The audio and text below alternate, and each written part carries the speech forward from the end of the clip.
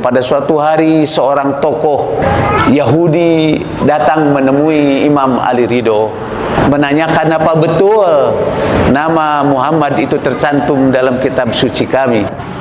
Ini kitab Nabiur Rahmah, ditulis oleh Muhammad Ray Syahri yang menyusun kitab Mizanul Hikmah yang saudara-saudara mungkin sudah dapatkan.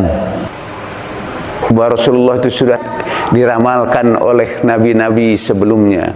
Alladzina atainahumul kitaba ya'rifunahu kama ya'rifuna abna'ahum.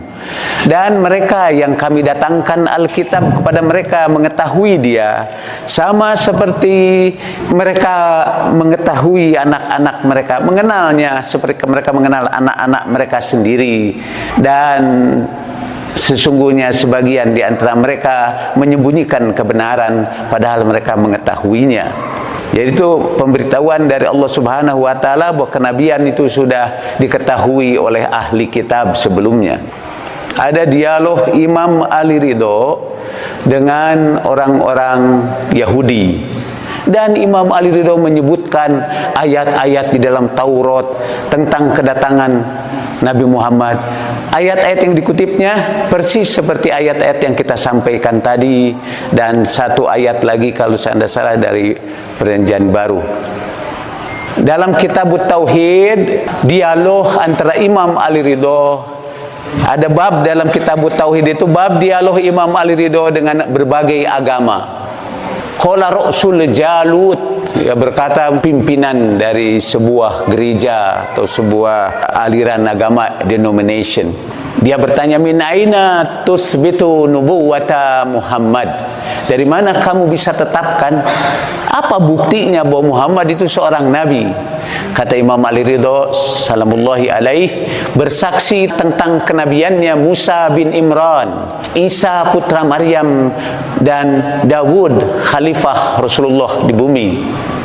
Coba sebutkan ayat yang menyebutkan bahwa Musa bin Imran pernah menegaskan tentang Nabi Muhammad sallallahu alaihi wasallam. Lalu Imam Ali Ridho berkata, hal ta'lamu ya Yahudiyyu anna Musa awsa bani Israel faqala lahum innahu sayatikum nabiyyun min ikhwanikum fabihi fasaddaqu wa minhu fasma'u fal ta'lamu anna li bani Israel ikhwatun ghairu wuldi Ismail in kunta ta'rifu qarabata Israel min Ismail wa nasab alladhi bainaha min kibali Ibrahim. Bukankah kalian pernah mendengarlah di dalam Alkitab bahwa Musa pernah berkata bahwa Tuhan nanti dari kalangan saudaramu yang seperti kamu.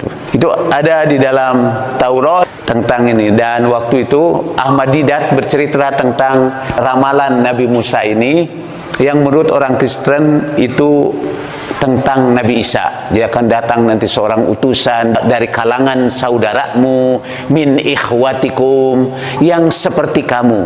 Kata Didat, saudara itu artinya itu nabi-nabi Bani Israel itu keturunan dari Ishak. Ishak punya saudara namanya Ismail. Dan satu-satunya nabi yang dikenal sekarang ini dari keturunan Ismail adalah Nabi Muhammad sallallahu alaihi wasallam. Lalu kata Ahmad Didat, yang seperti kamu, artinya seperti Nabi Musa. Bandingkan katanya Isa dengan Musa, Muhammad dengan Musa. Muhammad itu beristri, Musa juga beristri. Nabi Isa diketahui tidak beristri. Muhammad itu memimpin tentara, Nabi Isa tidak pernah memimpin tentara. Muhammad membangun dalam tanda petik negara. Negaranya bukan dalam konsep negara yang kita maksud sekarang. Dia pemimpin. Nabi Isa tidak. Muhammad lahir dengan normal dan meninggal dengan normal. Musa juga lahir normal dan meninggal normal. Isa lahir bukan tidak normal, kata-katanya nanti dianggap menistakan. Lahir dari ibu tanpa ayah dan meninggal disalib.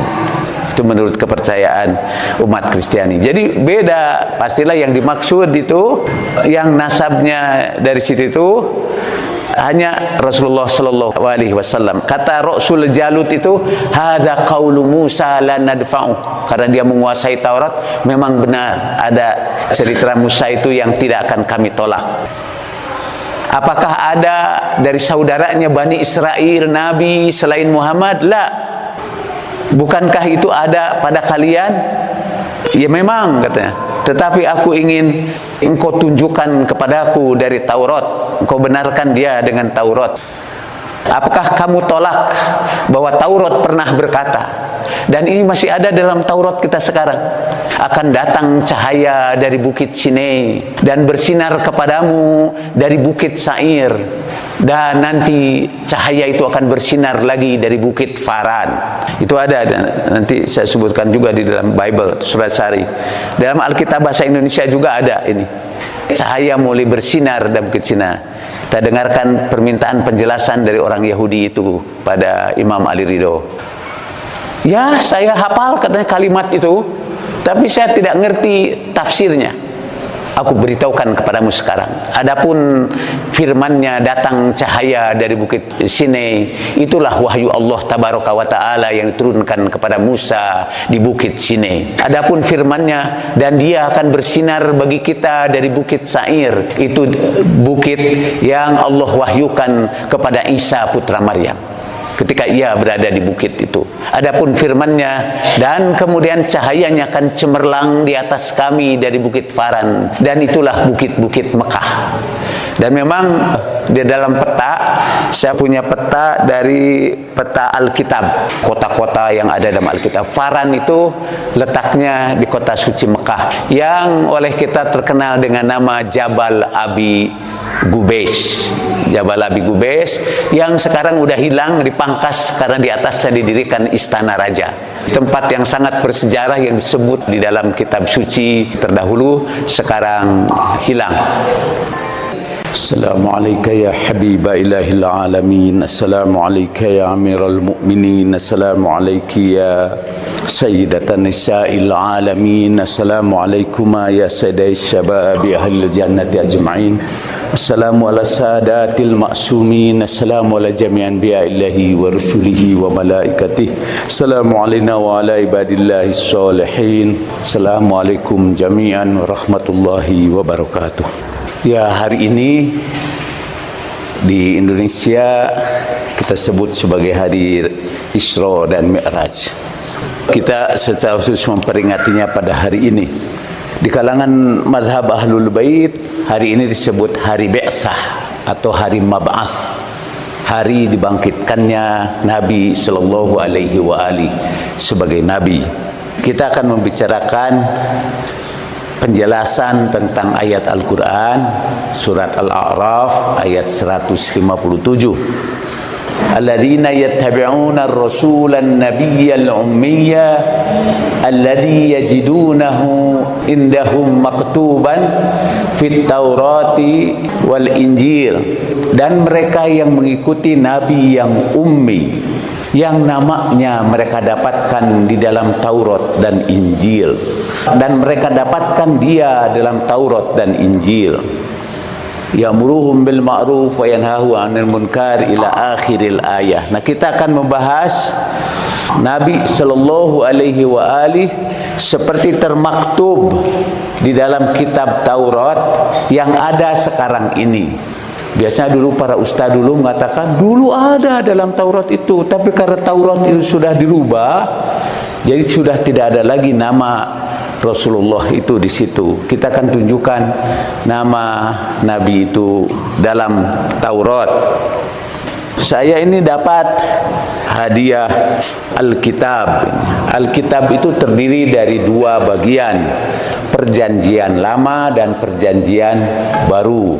Yang kita sebut Taurat itu adalah Perjanjian Lama, termasuk di dalamnya kitab Zabur, yang di sini disebut dengan Mazmur.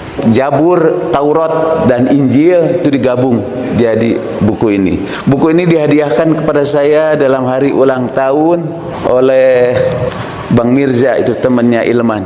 terdiri dari dua bahasa yang akan kita cek nanti bagaimana terjemahan itu bisa berubah-ubah dari satu tempat ke tempat yang lain, tidak setia dengan aslinya. Ini terjemahannya dibagi dua, bahasa Arab dan bahasa Indonesia. Tapi saya kumpulkan juga kitab Taurat itu dalam bahasa Inggris, dalam edisi beberapa bahasa Inggris, mulai yang terkenal namanya King James Version sampai kepada bahasa Alkitab untuk orang Amerika, American Version. Jadi bahasa Inggrisnya mulai dari yang sangat kaku, bahasa Inggris kuno, sampai kepada bahasa Inggris yang populer di tengah-tengah masyarakat. Dan kita juga melihat Taurat dalam bahasa Ibrani, dalam bahasa orang Yahudi yang mereka pergunakan sekarang. Kita punya tokoh Ijabi di Surabaya, dosen sastra yang menguasai bahasa Yahudi dan bahasa-bahasa kuno lainnya, termasuk bahasa Assyria. Ada Injil dalam bahasa Assyria. Itu Injil yang pertama kali menyebar di Timur Tengah sampai ke Rusia, sampai ke Asia Kecil, Azerbaijan. Konon salah satu teks Injil Assyria itu sampai ke tangan Katolik yang besar pada salah seorang kardinal di daerah Urmia, Iran. Singkatnya cerita, di dalam teks Assyria yang dahulu itu dengan jelas disebutkan nama Muhammad. Dia juga seorang profesor di perguruan tinggi. Akhirnya dia meninggalkan, atau tidak meninggalkan sebetulnya katanya, dia semua menjadi seorang muslim. Karena kalau orang itu menjadi muslim, di dalamnya juga terkandung ajaran-ajaran Taurat dan Injil.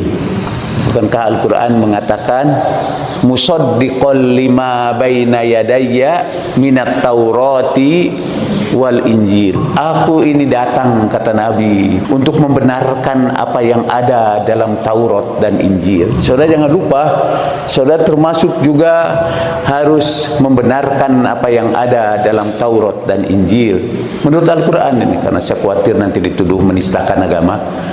Musaddiqal lima baina yadayya minat Taurati wal Injil, membenarkan apa yang ada sebelum saya, yaitu Taurat dan Injil. Tentu saja ada beberapa hal yang tidak kita benarkan, tapi secara keseluruhan kita juga membenarkan apa yang ada dalam Taurat dan Injil. Kalau kita menolak semua apa yang ada dalam Taurat dan Injil, kita sama saja dengan untuk saudara ketahui, biasanya kita tidak boleh menerima Taurat dan Injil dengan alasan karena sudah mengalami perubahan. Perubahan itu namanya tahrif. Untuk saudara ketahui, sebetulnya ada juga di dalam Al-Quran tahrif, tapi jenis tahrifnya kita sebut tahrif maknawi. Jadi maknanya diubah-ubah. Bagaimana misalnya kata aulia itu berubah, yang artinya kekasih, banyak artinya lain, pemimpin atau tempat kita berwilayah. Aulia berubah menjadi gubernur DKI. Ayatnya itu surat Al-Maidah ayat 1. Itu sebuah tahrif luar biasa, tapi itu tahrif maknawi. Di dalam teks-teks Taurat itu ada juga tahrif. Bukan saja tahrif maknawi, tapi juga tahrif lafzi. Kata-katanya itu berubah. Apalagi kalau sudah masuk terjemahan, banyak sekali perubahan. Di ujung Taurat itu, ujungnya kan satunya lagi, ini namanya perjanjian baru atau Injil kita sebutnya itu. Hampir di ujung ini, hampir selesai ini perjanjian lama. Di ujung ini ada satu kitab, yaitu kitab, dalam bahasa Indonesianya itu disebut Maleakhi. Dalam bahasa Arabnya dia sebut kitab Malaki, pasal ketiga ayat 1. Dan ini kata Profesor Abdul Ahad Dawud, yang pindah dari seorang kardinal menjadi seorang muslim yang saleh dan tidak merasa harus meninggalkan kitab sucinya yang lama. Bukankah Islam musaddiqan lima baina yadayya minat taurati wal injil? Dan dia menyebut satu ayat di dalam Taurat, dalam kitab Maleaki pasal 3 ayat 1 yang merupakan ayat yang menunjukkan kepada peristiwa Isra dan Mi'raj Nabi Sallallahu Alaihi Wasallam. Yang ayatnya itu bandingannya di dalam Islam, Subhanalladzi asra bi abdihi lailan minal masjidil harami ilal masjidil aqsa alladzi barakna haulah linuriyahu min ayatina. Kemarin saya mengajarkan kuliah neuroscience dan saya kemarin membahas pandangan neuroscience tentang peristiwa Isra dan Mi'raj. Saya membahas ayat linuriyahu, untuk aku perlihatkan kepada dia, linuriyahu min ayatina, dari ayat-ayat kami. Dengan apa Rasulullah melihat ayat-ayat Allah itu?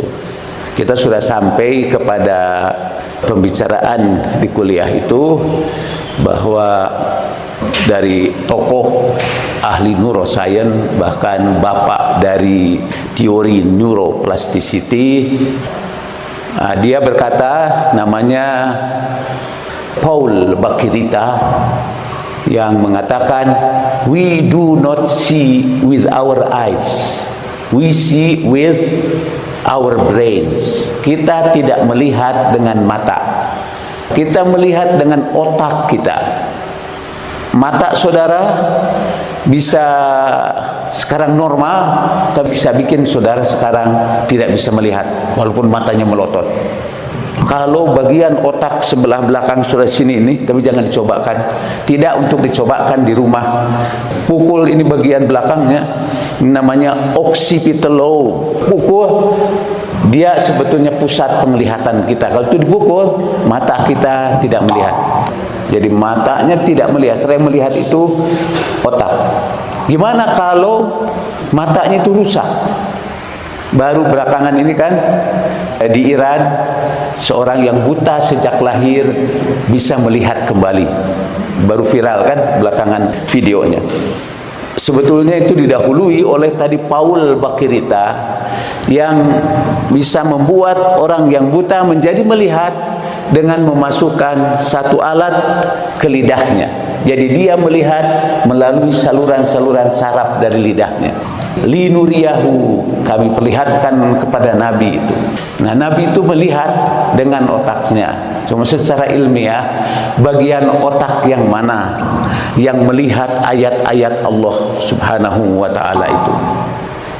Apakah kita punya bagian otak itu yang dianugerahkan kepada Nabi untuk melihat ayat-ayat Tuhan, bukan saja melihat ayat-ayat yang terjadi di sini, tapi ayat-ayat Tuhan di alam yang lain?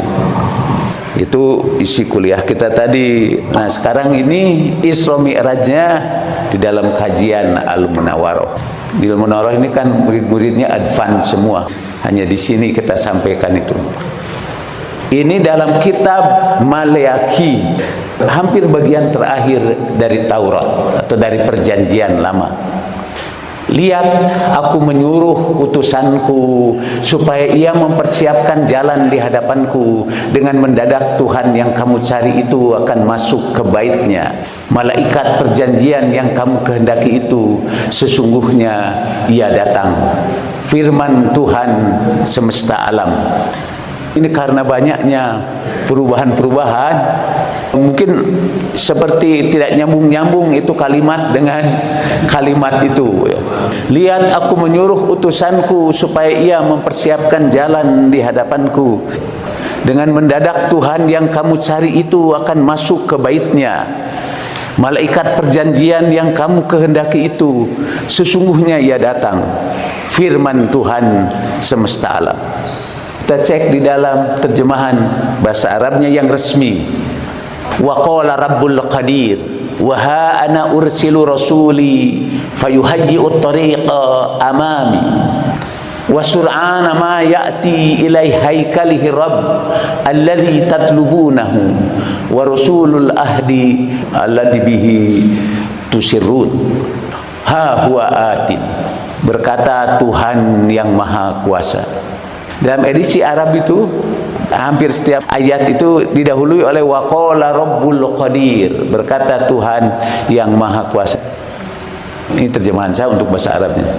Aku utus seorang rasulku untuk mempersiapkan jalan di hadapanku, dan segera ia datang kepada haikalnya. Haikal itu rumah suci, kepada rumah suci Tuhan yang kamu cari itu. Dan dia itu adalah Rasul yang dijanjikan, yang karena kedatangan dia kalian bergembira. Ini warsulul ahdi alladhi bihi tusirrun berubah menjadi malaikat perjanjian yang kamu kehendaki itu. Nah, ini ada perubahan dari kata bihi tusirrun dalam berbagai teks itu. Siapa malaikat perjanjian yang kamu kehendaki itu?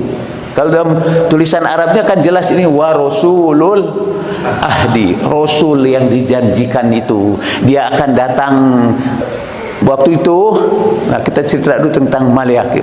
Pada saat Bani Israel itu terusir, mereka kembali lagi ke negerinya dan semuanya sudah hancur. Ada seorang nabi waktu itu namanya Hagai. Itu nabi-nabi minor prophet, nabi-nabi kecil yang ada di Bani Israel. Di Bani Israel itu banyak sekali nabi-nabinya. Hagai itu membuat nubuat tentang bahwa kalian harus membangun rumah ini karena nanti akan datang sesuatu yang menggoncangkan, dan akan datang seorang yang kata-kata awalnya itu himdah. Jadi kata ha, mim dan dal di dalam bahasa Ibrani. Himdah itu bisa dibaca hemed. Dalam kalimat yang lain di dalam Taurat, analisis orang Yahudi sendiri sarah tentang kalimat itu demi kalimat, kata demi kata. Kalau sarahnya Profesor Abdul Ahad Dawud yang kemudian masuk Islam, ya mungkin orang nggak percaya nih. Apalagi yang mensarahinya saya Jaludin Rahmat, wah itu nggak bisa dipercaya. Kita silahkan orang Yahudi membahas kata-kata dalam Taurat itu satu persatu. Itu ada katanya yang berbunyi Muhammadun, di situ itu disebut. Itu nabi yang dijanjikan itu. Nah, sesudah Hagai itu ada berapa lagi, masuklah ke Malaki. Kita agak berputar sedikit. Kita lanjutkan dengan teks Malaki ini supaya lebih jelas. Ke dalam King James Version and Apocrypha, Malaki pasal 3 ayat 1. Behold, gitu. Perhatikan, I will send my messenger. Itu dalam edisi Inggrisnya, kita lihat lebih jelas. Edisi Indonesianya tadi masih rada pusing kita bacanya. Dalam edisi bahasa Inggris, King James Version itu termasuk yang tua, versi terjemahan bahasa Inggris yang tua. Behold, I will send my messenger. Aku akan utus, aku akan kirim utusanku. And he shall prepare the way before me. Dan dia akan mempersiapkan jalan sebelum aku. And the Lord, dan Tuhan yang kamu cari itu akan secara tiba-tiba datang ke rumah ibadatnya. Dan bahkan Rasul yang dijanjikan itu, the messenger of the covenant, whom you delight in, yang tadi disebut langsung masuk baitnya, malaikat perjanjian yang kamu kehendaki itu. Di sini yang kamu kehendaki itu berubah whom you delight in, and the messenger of the covenant whom you delight in. dan Nabi Rasul yang dijanjikan itu, yang kamu akan bahagia karenanya. Dalam bahasa Arabnya juga tusirun, kamu akan berbahagia karenanya. Perhatikan, dia akan datang. Begitu kata Tuhan. Ini terjemahkan dalam bahasa Arabnya, the Lord of the host. Begitu firman Tuhan dalam bahasa Indonesia. Dalam bahasa Arabnya, begitu kata Rabbul Alamin. Jadi the Lord of the host itu ada Rabbul Alamin. Saya menerjemahkan juga Rabbul Alamin.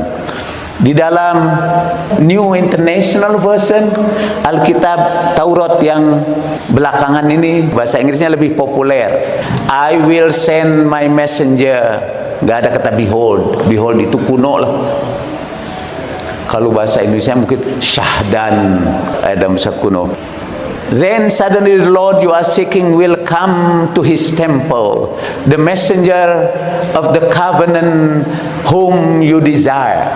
Nabi Rasul yang dijanjikan itu, yang kamu kalau tadi whom you delight in, kamu berbahagia karenanya. Sama tuh dengan terjemahan Arabnya, tusirun, whom you desire, dia yang kamu kehendaki. Kata apa itu yang dia terjemahkan? Yang kamu kehendaki itu.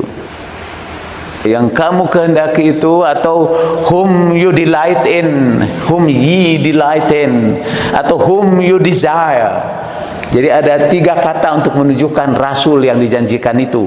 Satu kata yang sudah diterjemahkan, namanya itu, Rasul itu yang tercantum itu diterjemahkan. Jadi misalnya seperti ada penceramah di Masjid Al-Munawwarah yang menyesatkan umat, keagungan agama. Yang Jalaluddinnya diterjemahkan jadi keagungan agama. Jadi tidak nyambung ini kan, karena menyesatkan agama tapi keagungan agama gitu. Kalimat itu tidak nyambung, walaupun kalimat itu benar pada keagungan agamanya. Ada satu kata yang diterjemahkan di sini, whom you delight in, whom you desire. Ada delight in atau ada desire.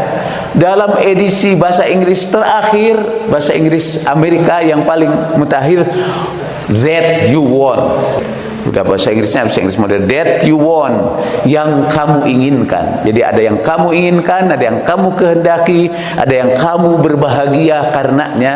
Nah, apa itu terjemahan dari kata apa di dalam bahasa aslinya? Karena soalnya yang aslinya itu bahasa Assyria yang masih rada asli dari zaman dulu sebelum kedatangan Nabi, yang sudah beredar di Timur Tengah, yang diberikan kepada Profesor Abdul Ahad Dawud. Sudah bisa baca bukunya The Bible in the Quran. Terjemahan resminya ke dalam bahasa Inggris, The Complete Jewish Bible, Alkitab Yahudi yang lengkap. Behold, I send my angel, and he will clear away before me, and suddenly the Lord whom you seek will come to his temple. And behold, the angel of the covenant whom you desire is coming, says the Lord of hosts. Ini bahasa Ibraninya, saya nggak bisa baca, tapi tunjukkan sini untuk dicek. Kita harus mengundang Pak Ali dari itu Ijabi, mungkin satu saat khusus membahas ini. Dia fasih bahasa Ibrani, lebih fasih dari Romo di sini. Itu menurut kita yang tidak ngerti bahasa Ibrani. Karena terkenalnya studi dia dalam kitab Taurat, sehingga gelarannya itu namanya Ali sih. Tapi di Jawa Timur itu dia digelari Ali Yahudi. Jadi kalau sudah nanti cari Ali Yahudi, itu alinya Ijabi yang pintar sekali dalam bahasa Ibrani. Tadi saya cerita tentang Nabi Hagai yang membuat sebuah nubuatan. Sudah bisa cek dari tulisan Wayne Johnson, sudah bisa klik di Christian Courier. Dia membahas satu nubuat, ramalan dari Nabi Hagai tentang kedatangan Nabi dan menyebutkan namanya. Ada bahasa Arabnya Hajjai 2 ayat 7. Bahasa Indonesianya dulu aja. Sebab beginilah firman Tuhan semesta alam. Sedikit waktu lagi maka aku akan menggoncangkan langit dan bumi, laut dan darat. Aku akan menggoncangkan segala bangsa, sehingga barang yang indah-indah kepunyaan segala bangsa datang mengalir. Ini di sini ada kata sehingga barang yang indah-indah. Dalam terjemahan bahasa Inggrisnya tidak ada barang yang indah-indah itu. Tidak ada. Situ disebut barang yang indah-indah akan segera datang. Di situ malah terjemahnya barang yang indah-indah akan segera mengalir gitu. Sehingga jadi jauh. Di dalam terjemahan bahasa Inggrisnya itu disebutkan and the desire of all nations shall come. Dan kehendak dari semua bangsa, atau yang diinginkan oleh semua bangsa, atau yang tadi yang diinginkan, yang dikehendaki, yang dimaui oleh segala bangsa. Itu kata desire dijelaskan oleh dia, oleh Wayne Johnson, orang Kristen Protestan yang mempelajari Alkitab selama hidupnya. Actually the word desire, sebetulnya kata desire dari bahasa Ibrani hemdat. Kalau saya pakai itu, nulis hemdat itu dalam bahasa alfabet Ibrani itu sama dengan huruf Arab. Jadi ada he, ada mim, ada dal. Jadi hemdat, taknya itu sama dengan tak kita, tak marbutoh. Jadi hemdat bisa juga dibaca hemdah. Jadi sebetulnya aslinya dan hemdah dari segala bangsa. Himdah yang diutus untuk segala bangsa akan datang. And I will fill this house with glory, said the Lord of hosts. Dan aku akan mengisi rumah ini, yaitu tempat ibadat itu, dengan kebesaran. Di dalam edisi lain dengan kedamaian, dan teks aslinya shalom. Shalom, S-H-A-L-O-M, shalom. Jadi di sini ada dua kata aslinya, yaitu hemdat dan shalom. Sebetulnya yang aslinya, aku akan utus seorang rasul yang tadi yang dikehendaki akan datang ke rumah ibadat ini. Itu yang ayat tentang Isra-nya di dalam Taurat. Kalau diterjemahkan orang yang dikehendaki itu, sebetulnya itu isim maf'ul dari kata hemdat atau hemdah. Isim maf'ul itu dalam bahasa Arab wazannya, kita studi filologi tidak ada otong di sini yang ahli filologi. Dalam filologi misalnya, dalam bahasa Arab termasuk bahasa Ibrani, bentuk isim maf'ul itu ialah yang di, misalnya yang dikehendaki, yang dimaui, yang diinginkan, yang didesire. Itu dalam bahasa Arab wazannya itu maf'ul. Ada isim maf'ul itu misalnya kata nasoro, artinya menolong. Kalau isim maf'ul bunyinya mansur, jadi maf'ul, ma'u gitu. Nasoro kalau ditolong mansur. Qatala membunuh, kalau dibunuh maktul.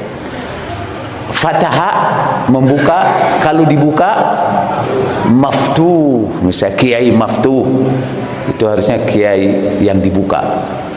Hamida memuji, kalau dipuji mahmud. Jadi sebetulnya awalnya itu yang dikehendaki itu mahmud. Nanti kita akan baca teks Bible-nya asli pembahasannya, bahwa kata Muhammad itu muncul di dalam Taurat, terutama dalam Kidung Agung. Kidung Agung itu ialah nyanyian Nabi Sulaiman. Dalam bahasa Inggrisnya Song of the Song. Hampir di ujung itu nomor 32 kalau saya tidak salah. Itu ada tentang kata Muhammadan. Jadi Kata desire itu yang tadi dikehendaki, diinginkan. Kalau dalam terjemahan Indonesia kamu kehendaki kan. Bahasa Arabnya bihi tusirun, yang kamu bahagia karenanya. Jadi yang dikehendaki, yang ditunggu dengan kebahagiaan, yang diinginkan, itu isim maf'ul. Dan menurut analis Wayne Johnson itu dalam teks aslinya itu himdah. Kata himdah yang dalam bahasa Ibrani itu memang selain berarti menghendaki, menginginkan, juga mengapresiasi, memuji. Dalam bahasa Arab kata hamidah sekarang berarti memuji. Isim fa'il untuk memuji itu tadi mahmud. Tapi satu lagi, kalau awalnya hammada yuhammidu tahmidan, itu isim maf'ulnya itu Muhammad. Jadi hammada yuhammidu tahmidan, tahmidatan hammadan muhammadan fahuwa muhammidun wa zaka Muhammad. Jadi isim fa'il dari himdat itu juga berbunyi dalam bahasa Ibraninya itu juga Muhammadun, yang nanti kita akan lihat dari analisis orang Yahudi sendiri. Itu diceritakan di dalam buku Muhammad in the Bible, ditulis oleh Profesor Abdul Ahad Dawud. Sudah ada terjemahannya dalam bahasa Indonesia, tapi dikutip dalam sebuah blog kristologi tanpa menyebut bahwa penulisnya Profesor Abdul Ahad Dawud. Seolah-olah itu hanya tulisan blogger itu. Himdah, ungkapan dalam bahasa Ibraninya berbunyi we yavu hemedat kol hogayim, yang secara harfiah berubah dalam bahasa Inggris menjadi welcome the himdah of all nation, dan akan datang himdah untuk semua bangsa. Akhiran hi dalam bahasa Ibrani sebagaimana dalam bahasa Arab diubah menjadi ta dalam kasus genitif. Kata himdah berasal dari kata Ibrani atau malah Arami, itu bahasa yang lebih lama lagi, yang tidak dipakai lagi, yaitu hamed atau hamad. Dalam bahasa Ibrani hamad umumnya digunakan dalam arti keinginan, kerinduan, selera, dan hasrat yang besar. Perintah ke-9 dari the 10 commandment, 10 perintah, itu kan ada perintah jangan menyembah Tuhan selain Dia. Itu dulu zaman Nabi Musa dalam film The Ten Commandment. Itu yang paling mengesankan saya, itu aja film itu. Tuhan berfirman, kemudian ada halilintar menuliskannya di atas batu 10 firman Tuhan itu. Dan ada firman Tuhan yang kedua kalau saya tidak salah setelah itu, lo tahmad isreha, janganlah engkau merindukan istri tetanggamu. Don't covet your neighbor's wife. Dalam bahasa Arab kata kerja hamidah dari konsonan yang sama, ha mim dal, artinya terpuji dan seterusnya. Apa yang lebih terpuji dan terkenal dan yang paling diharapkan, dirindukan dan diinginkan? Yang mana dari dua makna itu kenyataan bahwa Ahmad dalam bentuk bahasa Arab dan himdah tetap tak terbantahkan dan meyakinkan. Sudah baca Muhammad in the Bible, bisa download dari internet. Muhammad in the Bible, dia meneliti asal usul kata hamidah itu. Saya akan bawa saudara kepada hadis dari Imam Ali Ridho. Pada suatu hari seorang tokoh Yahudi datang menemui Imam Ali Ridho, menanyakan apa betul nama Muhammad itu tercantum dalam kitab suci kami.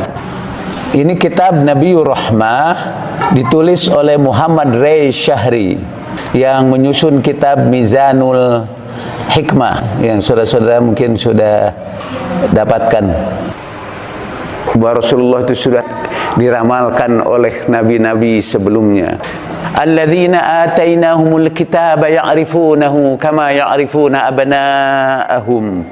Dan mereka yang kami datangkan Alkitab kepada mereka mengetahui dia sama seperti mereka mengetahui anak-anak mereka, mengenalnya seperti mereka mengenal anak-anak mereka sendiri. Dan sesungguhnya sebagian di antara mereka menyembunyikan kebenaran padahal mereka mengetahuinya. Jadi itu pemberitahuan dari Allah Subhanahu wa taala bahwa kenabian itu sudah diketahui oleh ahli kitab sebelumnya. Ada dialog Imam Ali Ridho dengan orang-orang Yahudi. Dan Imam Ali Ridho menyebutkan ayat-ayat di dalam Taurat tentang kedatangan Nabi Muhammad. Ayat-ayat yang dikutipnya persis seperti ayat-ayat yang kita sampaikan tadi, dan satu ayat lagi kalau saya tidak salah dari Perjanjian Baru. Dalam kitab Tauhid, dialog antara Imam Ali Ridho, ada bab dalam kitab Tauhid itu bab dialog Imam Ali Ridho dengan berbagai agama. Qala Rasul Jalut, ya, berkata pimpinan dari sebuah gereja atau sebuah aliran agama denomination. Dia bertanya, min aina tusbitu nubuwata Muhammad?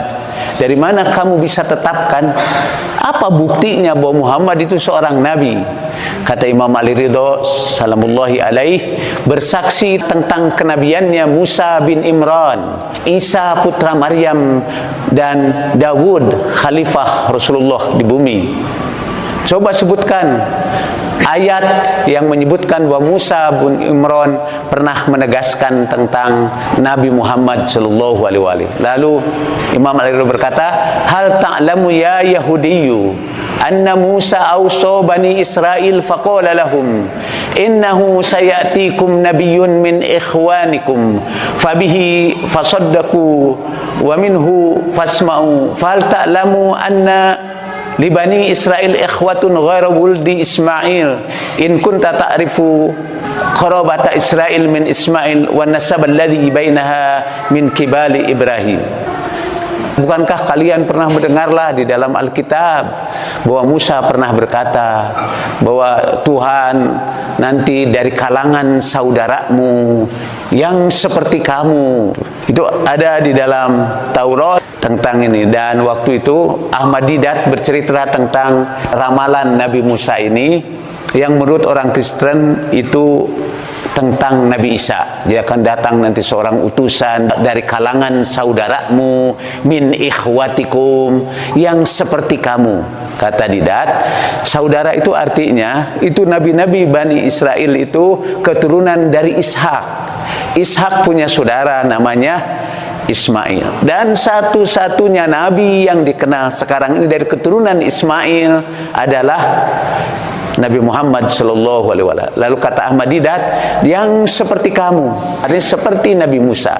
Bandingkan katanya Isa dengan Musa, Muhammad dengan Musa.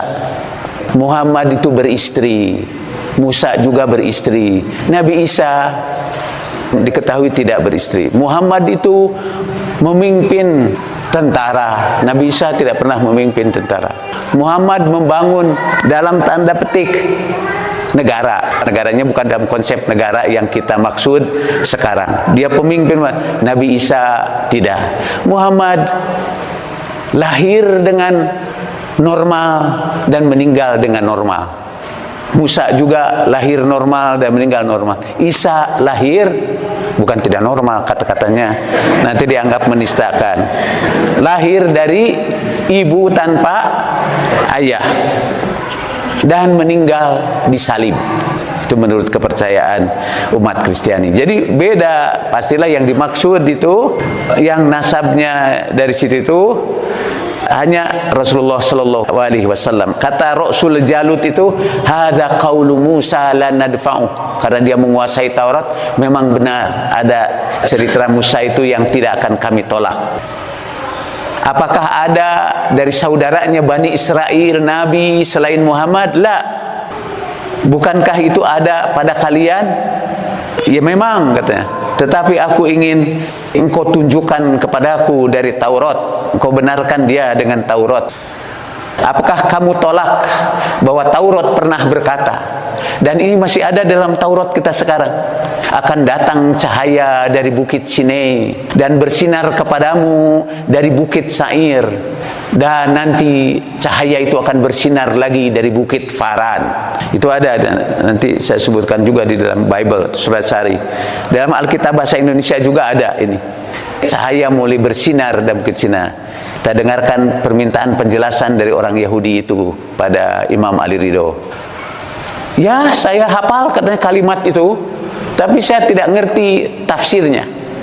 aku beritahukan kepadamu sekarang. Adapun firman-Nya datang cahaya dari bukit Sinai, itulah wahyu Allah tabaraka wa taala yang diturunkan kepada Musa di bukit Sinai. Adapun firman-Nya, dan dia akan bersinar bagi kita dari bukit Sair, itu bukit yang Allah wahyukan kepada Isa putra Maryam ketika ia berada di bukit itu.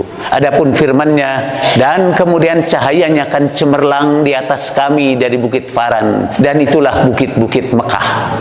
Dan memang di dalam peta, saya punya peta dari peta Alkitab, kota-kota yang ada dalam Alkitab. Faran itu letaknya di kota suci Mekah, yang oleh kita terkenal dengan nama Jabal Abi Gubais. Jabal Abi Gubais yang sekarang udah hilang, dipangkas karena di atasnya didirikan istana raja. Tempat yang sangat bersejarah yang disebut di dalam kitab suci terdahulu sekarang hilang. Ini panjang karena Imam Ali Ridho membahas satu demi satu dari Alkitab. So, bayangkan itu terjadi kira-kira pada abad ke-6 Masehi. Ketika waktu itu, kecuali mungkin di kalangan para pendeta-pendeta yang bersembunyi-sembunyi, itu dikuasai oleh Imam Ali Ridho salamullahi alaih. Yang tadi disebutkan oleh Imam Ali Ridho itu ada dalam kitab Deuteronomy, kalau bahasa Indonesia kitab Ulangan 33 ayat 2 dan 3. Dalam bahasa Inggrisnya, dalam King James Version, and he said, the Lord came from Sinai and rose up from Seir unto them. Tadi disebut Sair, ini Sinai, tadi disebut Turi Sina. Unto them he signed forth from Mount Paran, and he came with 10,000 of saints from his right hand, whence a very law for them. Beda sekali ini dengan aslinya. Terjemahan Indonesia, inilah berkat yang diberikan Musa abdi Allah itu kepada orang Israel sebelum ia mati. Berkatalah ia, Tuhan datang dari Sinai dan terbit kepada mereka dari Seir. Ia tampak bersinar dari pegunungan Paran dan datang dari tengah-tengah puluhan ribu orang yang kudus. Dia datang dengan 10.000 orang suci. Dalam bahasa Inggrisnya, he signs forth from, and he came with 10,000 of saints. Nah, ini yang menariknya. Dalam bahasa Inggris dan dalam bahasa-bahasa yang lain, bunyinya itu, dan dalam tangan kanannya ada hukum yang keras bagi mereka. Fiery law. Law itu hukum. Fiery itu memang asalnya dari fire, artinya api. Ada hukum api, maksudnya ada hukum yang keras darinya. Bahasa Indonesianya berubah, di sebelah kanannya tampak kepada mereka api yang menyala. Law-nya hilang, jadi fiery-nya aja yang ada. Tangan kanannya panjang, tiba-tiba tangannya dibuang jadi panjang aja. Ya, itu yang terjadi dalam. Jangan berdebat dengan orang Kristen. Kenapa itu? Karena kita menganut pluralisme. Ini juga perubahan, pergantian kata gantinya. Sungguh ia mengasihi umatnya. Sekarang ianya dinisbahkan kepada Tuhan. Pada yang dimaksud itu, bahwa Nabi yang datang itu dari Bukit Faran membawa wahyu dari celah-celah Bukit Faran itu adalah Nabi yang penuh kasih sayang. Tapi di sini ianya dituhankan karena ianya menjadi huruf besar. Sungguh ia mengasihi umatnya. Semua orangnya yang kudus, maksudnya sahabat-sahabatnya yang setia, sahabat-sahabatnya yang suci. Ini diubahlah dia menjadi kamu. Di dalam tangan mulah mereka, pada kaki mulah mereka duduk menangkap sesuatu dari firman-Mu. Ya, terpaksa Tuhan sekarang bertangan dan berkaki. Tapi kalau dibalikan lagi kepada dia, maksud di hadapan Rasulullah lah mereka itu bersimpuh duduk dengan penuh penghormatan. Kan begitu digambarkan sahabat Nabi kalau lagi berada bersama Rasulullah, mereka tundukkan kepalanya, dalam hadis sebutkan seakan-akan burung bertengger di lehernya. Jadi mereka menunduk takzim di hadapan Nabi. Pada kaki mulah mereka duduk menangkap sesuatu dari firman-Mu, karena dia membawakan firman-firman Tuhan. Ini tadi saya kutip, yang dikutip salah satu dari apa yang disebut oleh Imam Ali Ridho dalam dialognya dengan orang-orang Yahudi. Imam Ali Ridho berdebat itu kan dengan menggunakan Taurat. Taurat zaman Nabi Musa teksnya mungkin tidak ada. Quran juga yang ada di zaman Nabi diketemukan di Birmingham, satu Al-Quran yang ada di zaman Nabi, dihitung dari karbon dan radioaktif.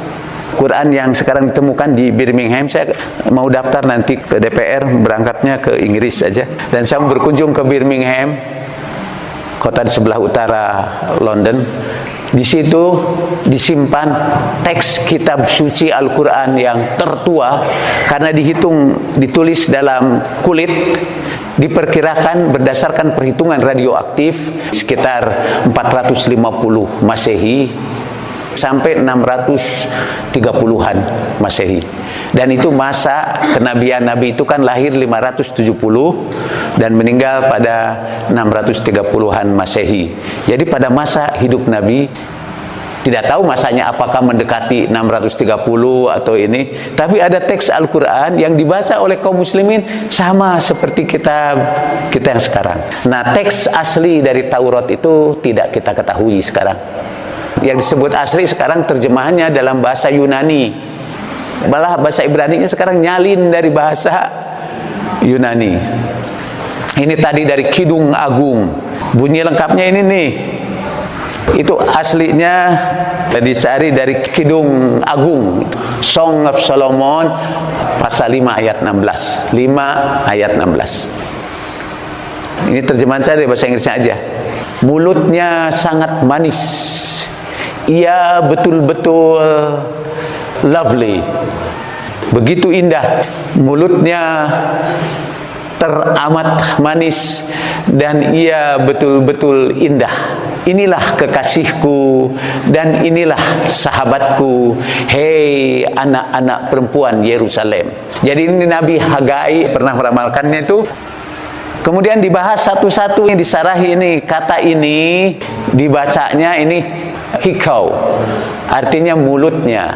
Mamtakin, artinya paling manis. Mamtakin, paling manis. Wekulau, ia seluruhnya. Terus di sininya itu Muhammadin. Dalam bahasa Ibrani sama seperti bahasa Arab yang membunyikan itu baris-baris di atas. Jadi kata Ahmadu kan alif ha mim dal tidak dibarisi, itu bisa dibaca Ahmadu, bisa dibaca Ihmadu. Tapi kata Muhammadun juga bisa dibaca Muhammidun, bisa Muhammadun, karena yang menentukan itu barisnya. Orang Yahudi itu membacanya Muhammadin, yang artinya dia terjemahkan indah. Sebetulnya kalau ini diterjemahkan Muhammad, itu berarti mulutnya sangat lembut, dan dialah Muhammad, dan dialah kekasihku, dan dialah sahabatku, wahai para putri Yerusalem. Itu di dalam lagu Sulaiman. Muhammadin dalam bahasa Ibrani-nya bisa dibaca Muhammadin atau Muhammadin. Dalam bahasa Arabnya gini katanya, diterjemahkan ke dalam bahasa Arab, riquhu a'zabu ma yakun wa huwa syahiyun kulluh, hadza habibi hadza rafiqi ya banati Urushalim. Bahasa Indonesianya, kata-katanya manis semata-mata, segala sesuatu padanya menarik. Demikianlah kekasihku, demikianlah temanku, hei putri-putri Yerusalem. Ini bahasa Indonesia malah jadi demikianlah. Di sininya hadza habibi hadza Rofiki. Dalam bahasa ininya ze dodi weze rei, ini kekasihku, ini sahabatku. Ada YouTube-nya, ada orang-orang Yahudi yang sedang berdoa, tapi ada rukunya juga, ada sujudnya. Mereka biasanya kalau membaca kitab suci melingkarkan ininya ke tangannya, ada benang atau tali lah. Saya pernah masuk sebuah sinagog di Swiss dalam satu kunjungan. Itu saya mau menjemput mamah ke Amerika. Saya pergi ke situ di Swiss dan saya masuk sinagog. Saya harus pakai peci yang hitam kecil itu beserta rombongan berbagai agama. Saya heran karena si pendetanya bergerak bagaimanapun itu picinya tetap nempel. Punya saya baru jalan jatuh. Kayaknya tidak pas untuk pakai peci rabi Yahudi. Saya hanya pas pakai peci menteri. Ada YouTube-nya lagi baca begitu dan membaca Solomon yang Song of Songs 516 itu. Dan di situ mereka nyebut Muhammadin. Disebut kata Muhammad itu di dalam bacaan mereka. Ada disebut dengan jelas kata Muhammad. Jadi kesimpulan dari kita sekarang ini yang bisa Anda praktekkan. Satu, ciri orang takwa ialah mempercayai apa yang ada dalam kitab yang diturunkan kepadamu Muhammad dan kepada kitab-kitab yang diturunkan kepada sebelum kamu. A'udzubillahi minasyaitonirrajim. Bismillahirrahmanirrahim. Alif lam mim dzalikal kitabu la raiba fihi hudal lil muttaqin alladzina yu'minuna bil ghaibi wa yuqimunas salata wa mimma razaqnahum yunfiqun walladzina yu'minuna bima unzila ilaika wa ma unzila min qablik. Yang beriman kepada kitab yang diturunkan kepadamu yaitu Al-Quran dan kepada sebelum kamu. Jadi kita harus memperlakukan kitab-kitab suci itu dengan penuh penghormatan. Jangan terlalu sensitif. Dalam buku saya Madrasah Ruhaniyah, saya kutip dari Alkitab tentang puasa. Lalu saya diprotes habis-habisan oleh kawan-kawan kita yang soleh-soleh itu. Kenapa sih bawa-bawa Alkitab segala macam? Apa tidak cukup dari Al-Quran? Gitu. Padahal kita juga harus membenarkan kitab Taurat dan Injil. Sikap kita kepada mereka bahwa orang-orang Kristiani adalah saudara-saudara kita di alam semesta yang sama-sama menyembah Allah Subhanahu wa taala. Dan kalau kita bergaul dengan mereka, kata Al-Qur'an, ta'alau ila kalimatin sawain bainana wa bainakum. Mari kita cari titik-titik persamaan antara kita dengan kalian. Saya pernah cerita juga kepada umat Kristiani di sebuah katedral bahwa hari Paskah itu diajarkan di dalam Al-Quran dan harus dianggap sebagai hari raya. Cuma Al-Quran menyebutnya Al-Ma'idah. Pada surat Al-Ma'idah itu diceritakan tentang murid-murid Nabi Isa yang ingin berbuka dengan makanan dari langit. Kemudian Nabi Isa berdoa. Itu dalam surat Ma'idatan minas sama, dimohonkan diturunkan hidangan dari langit supaya menjadi hari raya bagi umat-umat sesudahku. Coba baca.